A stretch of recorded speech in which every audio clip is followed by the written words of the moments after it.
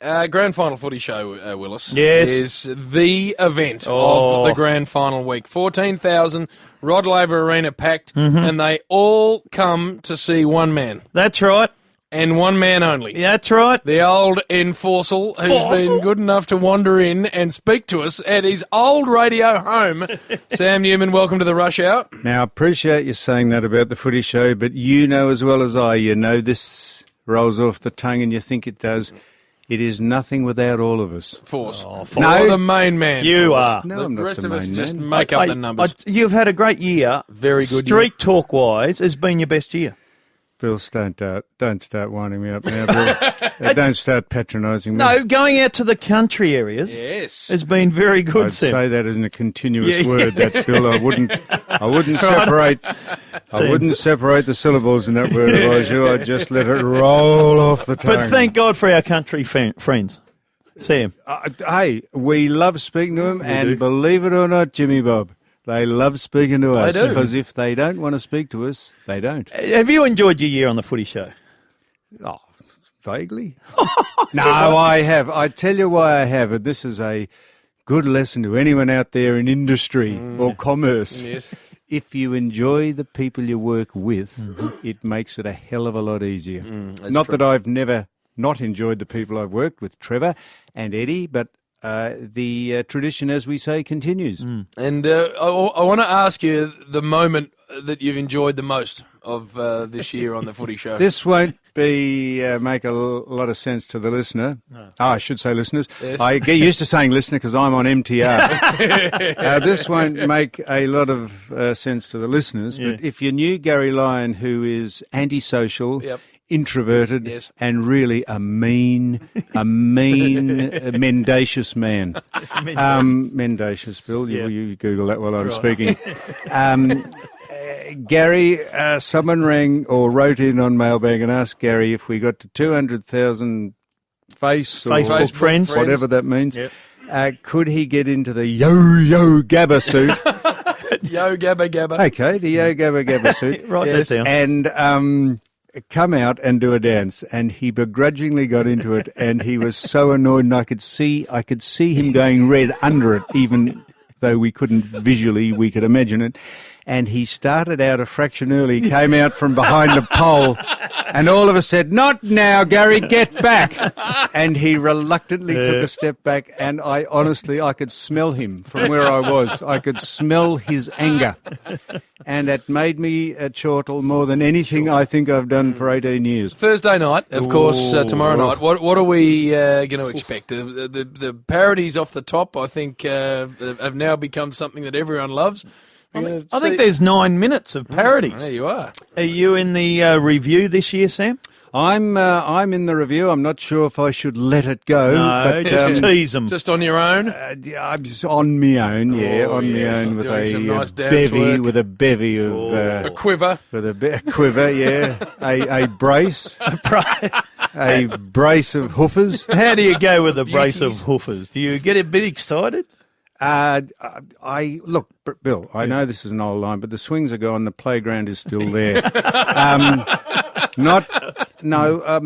I get aroused occasionally. Various things arouse me, man, woman, or beast. I'm not selective as far as that goes. Bill, great pleasure to have our great friend Sam Newman in the Triple M studios. Of course, for a decade, dominated Triple M, Triple M football. Until he got called into the big office. Until he told a listener. Now, Sam, Collingwood v Geelong this Saturday, 2:30 MCG. You must be. Do you get excited about the Cats playing in the grand final? I do, Bill. Yes. That seems a rhetorical question, but I do get excited. If I have to bury for a side, why wouldn't it be Geelong? I'm very keen for them to do well, but I'll tell you this. Right. I don't care how much you'll get the Chief in here and Gaz and all the other They'll turn it upside down. They will turn it upside down. They'll wring it out. They'll dissect it. They'll put it together again. They'll reassemble it. They'll unshuffle it. And at the end of the day, if I could use that, no one has any idea who will win that game. And that is a fact. Geelong are the form side. Collingwood are the best side and have been. They've staggered in with two pretty ordinary games, but they're there. And the Cats have been marvellous, and they're both coached exceptionally well. Yes. It's Mick's last hurrah. It'll be mixed emotions for him. It's Chris Scott, who you would know vaguely from his brother being coach. Yep. It is set up, and could I also say this? This is no reflection on Hawthorn, who are a great club and a great side, and no reflection on the Eagles. But could you imagine the Eagles and the Hawks playing off as opposed to the Cats?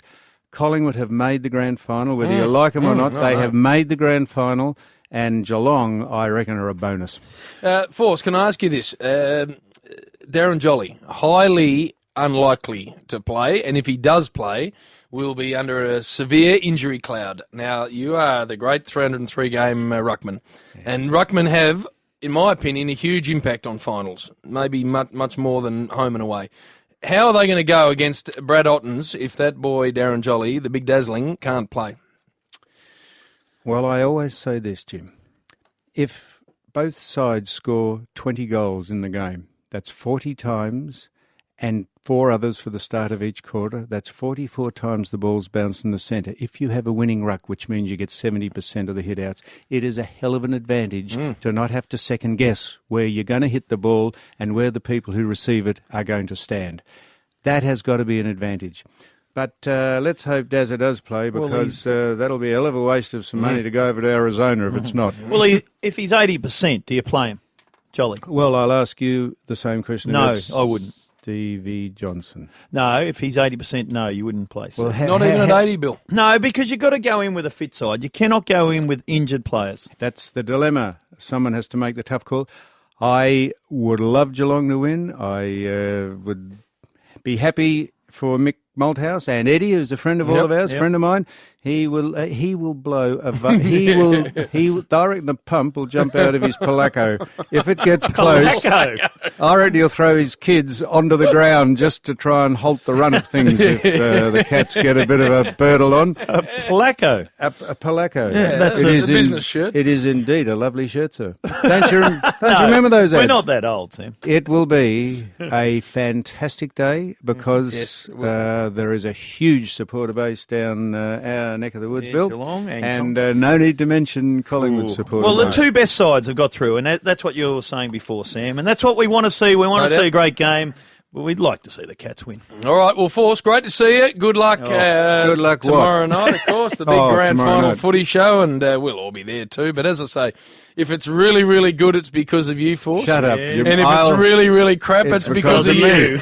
I'll have my transistor tuned to Triple M. Yes. As I always do, game days. And good luck to, is Big Rexy doing it? Big Rexy's final game. Good luck to Big Rexy. It's Mick Malthouse and Rex going out on the same day. Beautiful. Well, Sam Newman, great to have you on the Rush Hour. Good on you, Sammy. Of course, you're President Jeff Kennett after done 6 years of amazing service, and the two presidents for this week, Colin Carter and Ed. You almost couldn't get two blokes at further ends of the spectrum, Chief.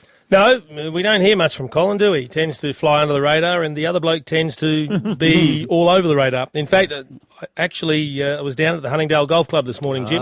Very nice. And I heard a little story about the great Eduardo. Oh, please tell. Eddie is a member at Huntingdale. Is he? And he was in I didn't even know he played golf. No, he doesn't play very often. Right. But he was in there earlier this week, and as I said, he might be a once a year, twice a year sort of player. Right. And the young lady that was in the pro shop by the name of Kate, who's a lovely girl, Eddie's walked in and he's grabbed a couple of things out of the pro shop and just said, "G'day, just whack these on my account." She goes, "No problems. A name, please." Oh, no. He stood and looked at her. No. And he said, "Are you kidding?" Oh, no. She goes, "Well, I need a name because I've got to mark them off against something." Oh, no. He said, "You don't know who I am." Oh. Did he really say this? He said, "You don't know who I am?" Yeah. She said, "No." I would have thought fair enough. So he said, "Eddie." She goes, "Oh, g'day, Eddie. I'm Kate. What's your surname?" Oh, you just see Eduardo. Walked out without telling her. She had to go and ask other people what his name was. So correct. He was that flat. I promise you.